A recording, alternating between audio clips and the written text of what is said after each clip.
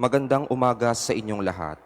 Malugod na pagtanggap dito sa St. Joseph Parish, Gagalangin sa ika-6 ng umagang banal na misa na may liturhiya ngayong Biyernes sa unang linggo ng Adbyento.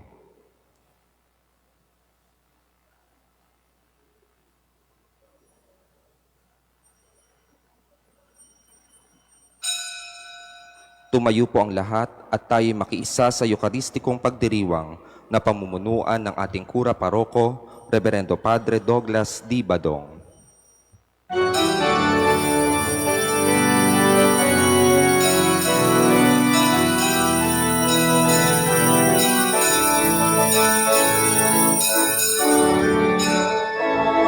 Ay darating, ang pag-ibig niya ay magniningning sa harap ng altar. Kami lumalapit, umaawit ng masayang papuri. Sa harap ng altar, kami lumalapit, umaawit ng masayang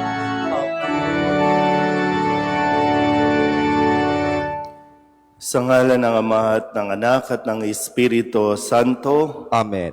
ang pagpapala ng ating Panginoong Hesu Kristo, ang pag-ibig ng Diyos Ama, at ang makikipagkaisa ng Espiritu Santo naway sa mainyong lahat. At sumaiyo rin.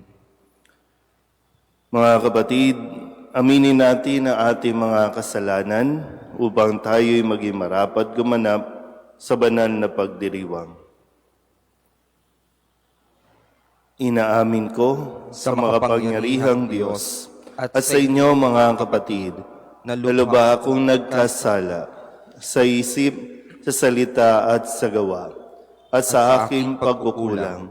Kaya isinasamo ko sa mahal na Birhen Maria, sa lahat ng mga anghel at mga banal, at sa inyo mga kapatid, na ako'y panalangin sa Panginoong ating Diyos. Kawaan tayo ng makapangyarihang Diyos, patawarin tayo sa ating mga kasalanan at patnubayan tayo sa buhay na walang hanggan. Amen. Panginoon, kaawaan mo kami. Panginoon, kaawaan mo kami. Kristo, kaawaan mo kami. Kristo, kaawaan mo kami. Panginoon, kaawaan mo kami. Panginoon, kaawaan mo kami. Manalangin tayo. Panginoong Hesu Kristo, ipakita mo ang iyong lakas sa iyong pagparito upang sa nagbabantang panganib dahil sa aming pagsuway, kami marapatin mong hanguin, pakundangan sa iyong paglingap, at kami pagindapatin mong palayain, pakundangan sa iyong pagliligtas, kasama ng Ama at Espiritu Santo, magpasawalang hanggan. Amen.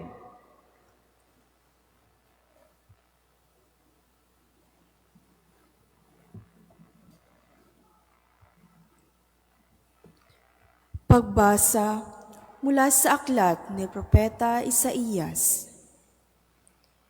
Ito ang sinasabi ng Panginoon. Hindi magluluwat ang kagubatan ay magiging bukirin, at ang bukirin ay magiging kagubatan.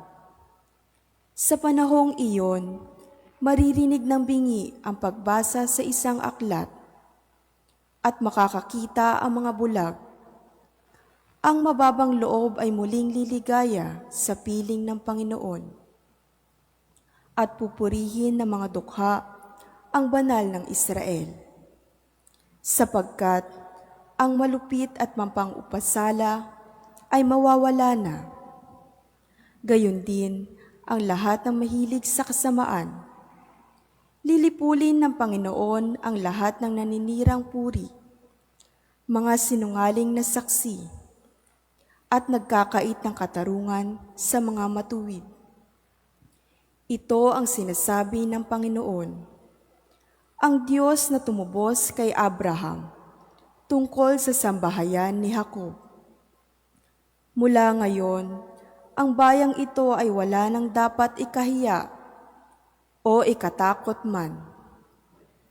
Kung makita ng kanyang mga anak ang aking mga ginawa, iingatan nilang banal ang aking pangalan. Igagalang nila ang itinatanging banal ni Jacob. At dadakilain ang Diyos ng Israel. Ang mga nalilihis sa katotohanan ay magtatamo ng kaunawaan. Ang mga matigas ang ulo ay tatanggap na ng pangaral. Ang salita ng Diyos. Salamat sa Diyos. Panginooy aking tanglaw, siya'y aking kaligtasan. Panginooy aking tanglaw, siya'y aking kaligtasan. Tanglaw ko'y ang poon, aking kaligtasan, kaya walang takot ako kaninuman. Sa mga panganib kanyang iingatan, kaya naman ako'y walang agam-agam.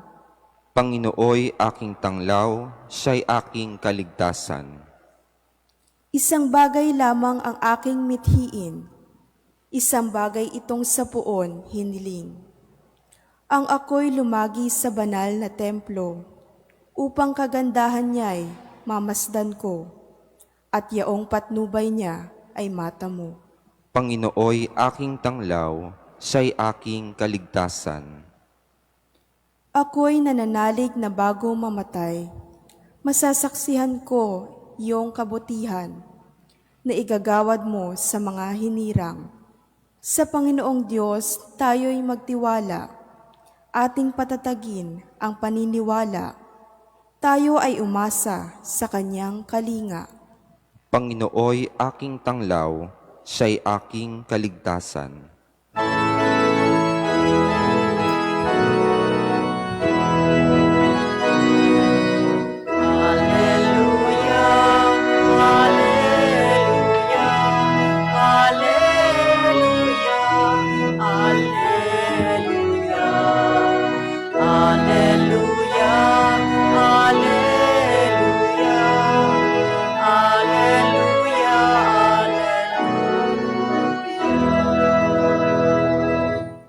Panginoon ay darating, bibigyan niya ng paningin, mga bulag na gagaling.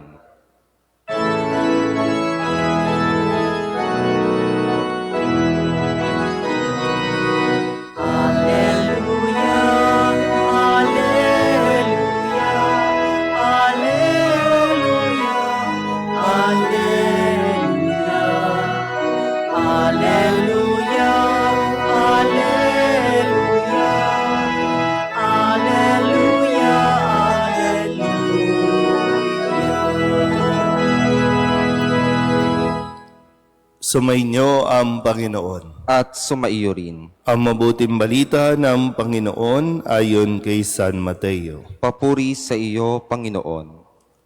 Noong panahong iyon, pag-alis ni Jesus sa lugar na iyon, sinundan-sundan siya ng 2 lalaking bulag. Sumisigaw sila na ang wika, "Anak ni David, mahabag kayo sa amin."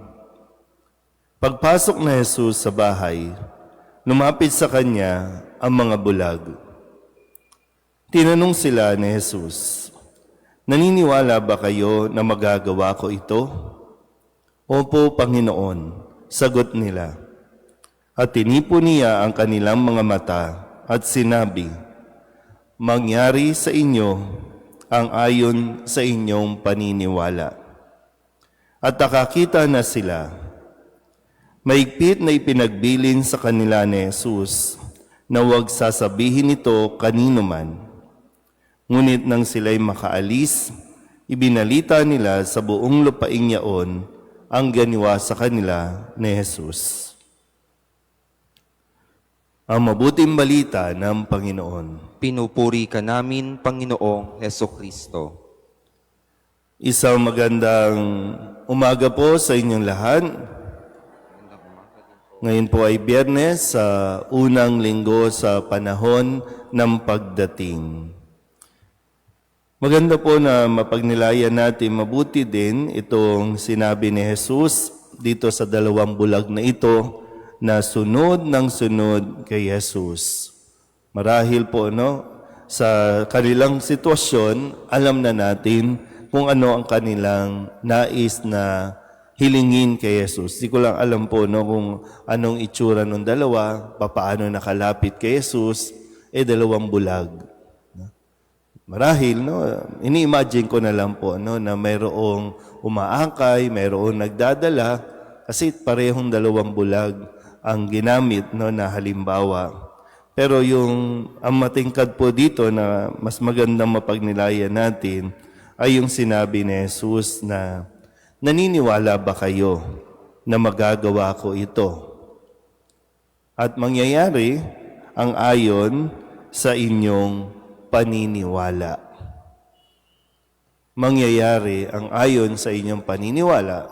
O pwede rin sabihin, mangyayari ang ayon sa inyong pinaniniwalaan o iniisip. So, ano bang iniisip natin? Kasi may mga pagkakataon na kahit simba tayo ng simba, dasal tayo ng dasal, pero tayo mismo kumukontra sa atin pong dinadasal. Tayo mismo ang nagdududa. Tayo mismo ang hindi naniniwala. Kaya maganda, mangyayari ang ayon sa inyong paniniwala. Kung anong iniisip mo, yun din yung mangyayari. Pag sinabi mong gagaling ka, naniniwala kang gagaling ka. Pero kahit magdasal ka, Our Father, Aba, Ginoong Maria, tapos ayaw mo din naman makumbinsi na gagaling ka, wala talagang mangyayari dyan. Kaya yung bang maganda yung punto din no, na kailangan mo din talagang tulungan ang iyong sarili. Wala kang mapapala at wala kang mararating kung puro kadramahan ang iintindihin mo. Kawawa naman ako, ito na ako, hindi ako asenso, ganito lang ako, ito na. Kasi yun ang paniniwala mo. Wala akong magagawa. Kasi yun ang paniniwala mo. Yun yung iniisip mo. Ay, hindi na kami magiging okay. Hindi na kami magkakaayos. Kasi yun ang pinaniniwalaan mo. So, ano ba ang iniisip ninyo? Ano ba ang paniniwala ninyo? Puro na lang kadramahan. Puro na lang nega. Walang magagawa yan sa buhay mo. Kaya ngayong minsan sinasabi ko po, kahit may sakit ka, hindi ibig sabihin magmumukmo ka na. Hindi ibig sabihin mamumuhay ka na sa kahirapan. Hindi ibig sabihin ganyan ka na lang. Iintindihin ka na lang. Kasi may sakit ako .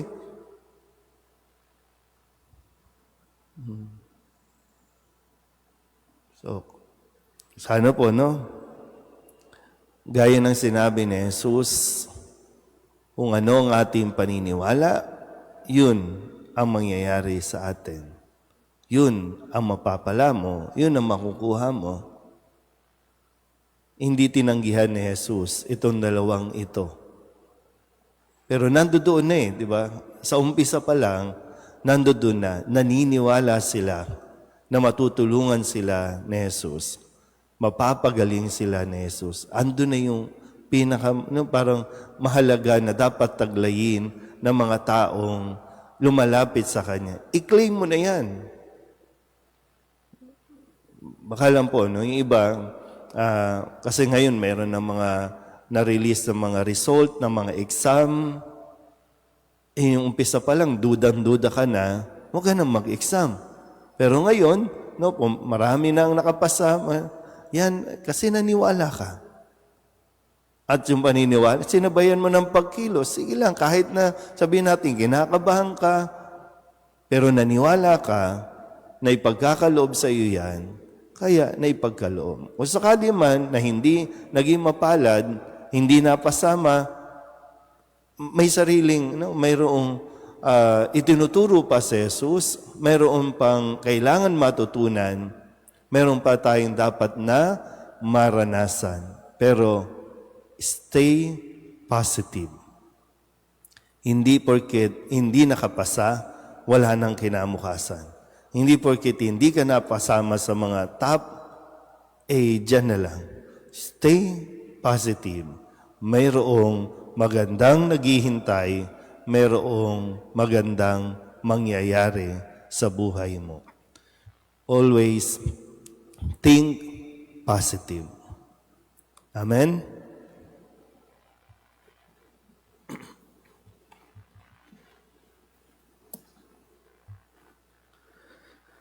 Hilingin natin sa Diyos Ama na buksan ang ating mga mata upang makita natin ang Kanyang daan at makasunod tayo ng buong puso sa Kanya.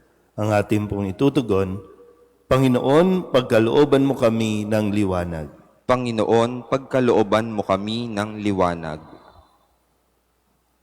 Ang simbahan naway maging isang kapanipaniwalang saksi ng Ebanghelyo at maging matatag na gabay ng kapayapaan at pagkakaisa. Manalangin tayo sa Panginoon. Panginoon, pagkalooban mo kami ng liwanag. Ang mga nanunungkulan sa pamahalaan, naway maging mga lalaki at babaeng may prinsipyo at dangal. Manalangin tayo sa Panginoon. Panginoon, pagkalooban mo kami ng liwanag. Tulad ng dalawang lalaking bulag, naway magkaroon tayo ng matatag na paniniwala kay Jesus at sumunod sa Kanya sa daan ng buhay. Manalangin tayo sa Panginoon. Panginoon, pagkalooban mo kami ng liwanag. Ang mga pinanlalabuan ng paningin, naway makapagtiis sa kanilang paghihirap at makatagpo ng lunas. Manalangin tayo sa Panginoon. Panginoon, pagkalooban mo kami ng liwanag. Ang mga namayapa nating kamag-anak at kaibigan, naway pagkalooban ng liwanag na walang katapusan at walang hanggang kapahingahan. Manalangin tayo sa Panginoon. Panginoon, pagkalooban mo kami ng liwanag. Idulog din natin sa Panginoon ang ating mga personal na kahilingan at mga panalangin para sa ating mga pamilya. Kasama din ang mga kahilingan ng mga nanonood sa online. Lahat ng mga misang pasasalamat, special na intensyon, agarang paggaling ng mga may sakit, tang lahat ng mga kaluluwa na inihiling na ipagdasal sa misang ito.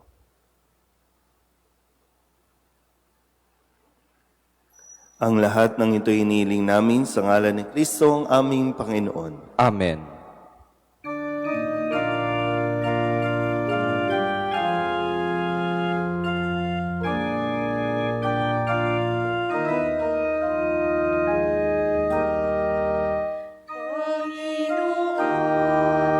Aming handog ang tinapay at alak, alay ng bayang umaasa sa pagdating mo.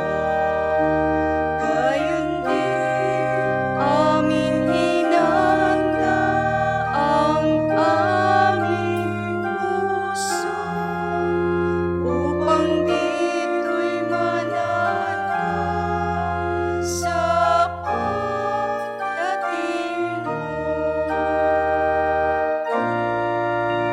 Panginoon, aming handog ang tinapay at alak, alay ng bayan, umaasa sa pagdating mo. Gayon din aming hinanda ang aming puso upang dito'y mananalig sa pagdating mo. Manalangin kayo mga kapatid upang paghahain natin ang kalugdan ng Diyos Amang makapangyarihan. Tanggapin nawa ng Panginoon itong paghahain sa iyong mga kamay, sa kapurihan niya at karangalan sa ating kapakinabangan at sa buong sambayanan niyang banal. Ama naming lumikha, kalugdan mo ang aming mga panalangin at alay sa anumang kakulangan ng aming abang nakayanan. Naway ang pag-ibig mo ang magbigay kapupunan sa pamamagitan ni Jesucristo kasama ng Espiritu Santo magpasawalang hanggan. Amen. Sumainyo ang Panginoon. At sumaiyo rin. Itaas sa Diyos ang inyong puso at diwa. Itinaas na namin sa Panginoon. Pasalamatan natin ang Panginoong ating Diyos. Marapat na siya ay pasalamatan. Ama naming makapangyarihan, tunay ngang marapat na ikaw ay aming pasalamatan sa pamamagitan ni Jesucristo na aming Panginoon. Siya'y isinugo mo upang matupad ang iyong magandang balak para sa lahat. Hindi niya ikinahiyang mamuhay ng mahirap upang mapakisamahan niya kaming matapad. Siya'y naging hindi na iba sa amin upang maitampok niya kami sa iyong piling. Sa kanyang lantarang muling pagdating, ang pakikisama niya ay puspusang magniningning at ang pangako niyang kapanapanabik ay inaasahan naming lubos na makakamit. Kaya kaysa ng mga anghel na nagsisiawit ng papuri sa iyo nang walang humpay sa kalangitan, kami nagbubunyi sa iyong kadakilaan.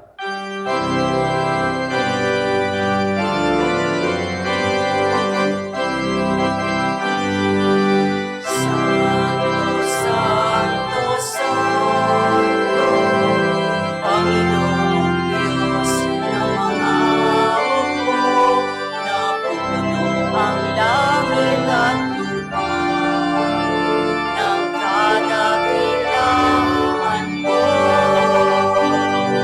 Hosana sa kaitaasan,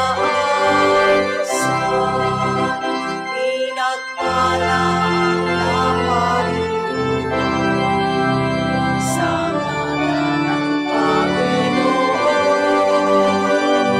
Hosana sa kaitaasan.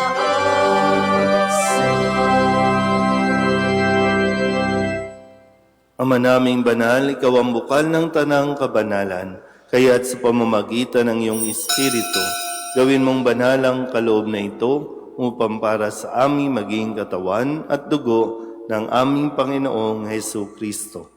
Bago niya pinagtisang kusang loob na maging handog, inawakan niya ang tinapay, pinasalamatan kaniya, inaghati-hati niya iyon, iniabot sa kanyang mga alagad at sinabi, "Tanggapin ninyong lahat ito at kanin, ito ang aking katawan na ihahandog para sa inyo."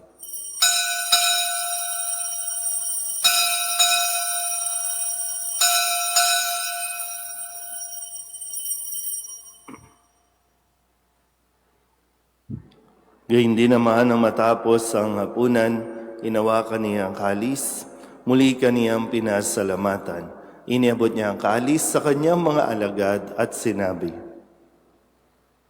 "Tanggapin ninyong lahat ito at inumin. Ito ang kalis ng aking dugo, ng bago at walang hanggang tipan.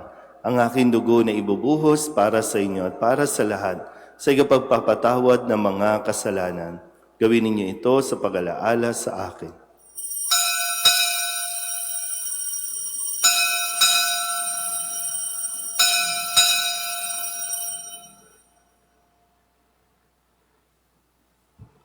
Ipagbunyi natin ang misteryo ng pananampalataya. Si Kristo'y namatay, si Kristo'y nabuhay, si Kristo'y babalik sa wakas ng panahon. Ama, ginagawa namin ngayon ang pag-alaala sa pagkamatay at muling pagkabuhay ng iyong anak, kaya tiniaalay namin sa iyo ang tinapay na nagbibigay buhay at ang kalis na nagkakaloob ng kaligtasan. Kami nagpapasalamat dahil kami iyong minarapat na tumayo sa harap mo para maglingkod sa iyo. Isinasamo namin kami magsasalo-salo sa katawan at dugo ni Kristo ay mabuklod sa pagkakaisa sa pamamagitan ng Espiritu Santo. Ama, lingapin mo ang iyong simbahang laganap sa buong daigdig.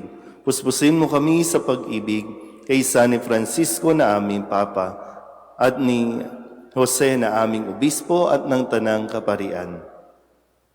Alalahanin mo sa Ingasya na tinawag mo mula sa daigdig na ito. Nung siya'y binyagan, siya'y nakaisa ni Kristo sa pagkamatay. Ngayong siya'y pumanaw, naway makaisa siya ni Kristo sa pagkabuhay. Alalahanin mo rin ang mga kapatid naming nahimlay na may pag-asang sila'y muling mabubuhay, gayon din ang lahat ng mga pumanaw. Kawaan mo sila at patuloyin sa iyong kaliwanagan. Kawaan mo at pagindapating kaming lahat na makasalo sa iyong buhay na walang wakas. Kaysa ng mahal na Birhen Maria na ina ng Diyos, ng kabiyak ng puso niyang sa San Jose, kaysa ng mga apostol at ng lahat ng mga banal na namuhay dito sa daigdig ng kalugod-lugod sa iyo, May pagdiwang nawa namin ang papupuri sa ikararangal mo sa pamamagitan ng iyong anak na aming Panginoong Heso Kristo. Sa pamamagitan ni Kristo, kasama niya at sa Kanya, ang lahat ng parangal at papuri ay sa iyo, Diyos amang makapangyarihan, kasama ng Espiritu Santo, magpasawalang hanggan.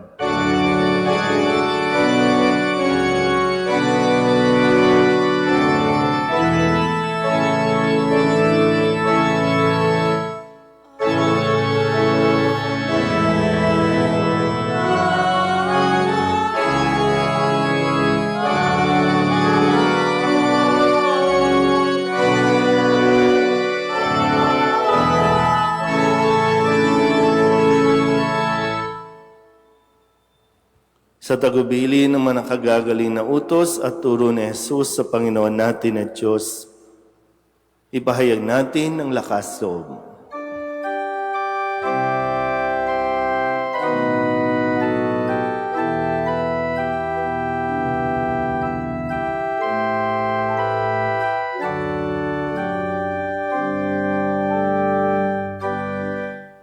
Ama namin, sumasalangit ka, sambahin ang ngalan mo. Mapasa amin ang kaharian mo, sundin ang loob mo dito sa lupa para nang sa langit. Bigyan mo kami ngayon ng aming kakanin sa araw-araw at patawarin mo kami sa aming mga sala para ng pagpapatawad namin sa mga nagkakasala sa amin, at huwag mo kami ipahintulot sa tukso, at ianya mo kami sa lahat ng masama. Inihiling namin kami iadya sa lahat ng masama, pagkalooban ng kapayapaan araw-araw, iligtas sa kasalanan at ilayo sa lahat ng kapahamakan, samantalang aming pinananabikan ang dakilang araw ng pagpapahayag ng tagapagligtas naming si Heso Kristo. Sapagkat iyo ang kaharian at ang kapangyarihan at ang kapurihan magpakailanman. Amen. Panginoong Heso Kristo, sinabi mo sa iyong mga apostol, kapayapaan ang iniiwan ko sa inyo, ang aking kapayapaan ang binibigay ko sa inyo. Tunghayan mo ang aming pananampalataya at huwag ang aming mga pagkakasala. Pagkalooban mo kami ng kapayapaan at pagkakaisa ayon sa iyong kalooban, kasama ng Espiritu Santo, magpasawalang hanggan. Amen. Ang kapayapaan ng Panginoon ay laging sumainyo. At sumaiyo rin. Magbigayan po tayo ng kapayapaan sa isa't isa.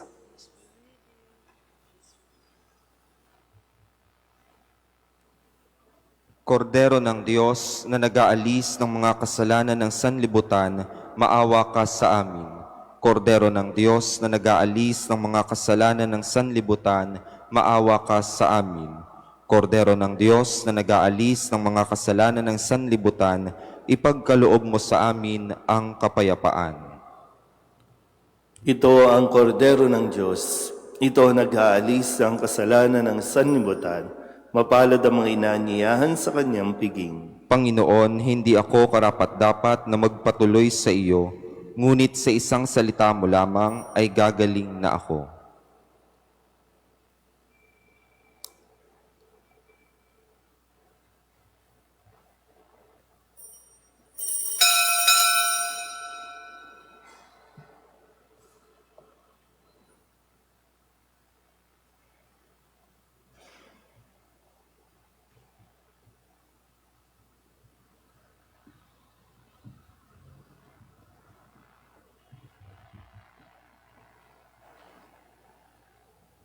Magsitayo na po ang lahat.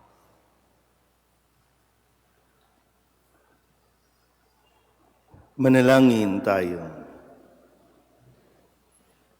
Ama naming mapagmahal, kaming pinapakinabang mo sa iyong banal na salo-salo, ay turuan mong kumilala sa layunin ng iyong mga nilikhang bagay na dapat naming gamitin upang kami ay sumapit sa iyong piling sa pamamagitan ni Jesucristo kasama ng Espiritu Santo magpasawalang hanggan. Amen. Sumainyo ang Panginoon. At sumaiyo rin. At pagpalain kayo ng makapangyarihang Diyos, Ama at Anak at Espiritu Santo. Amen. Tapos ang banal na misa, humayo tayo sa kapayapaan ni Kristo. Salamat sa Diyos. Magandang umaga po.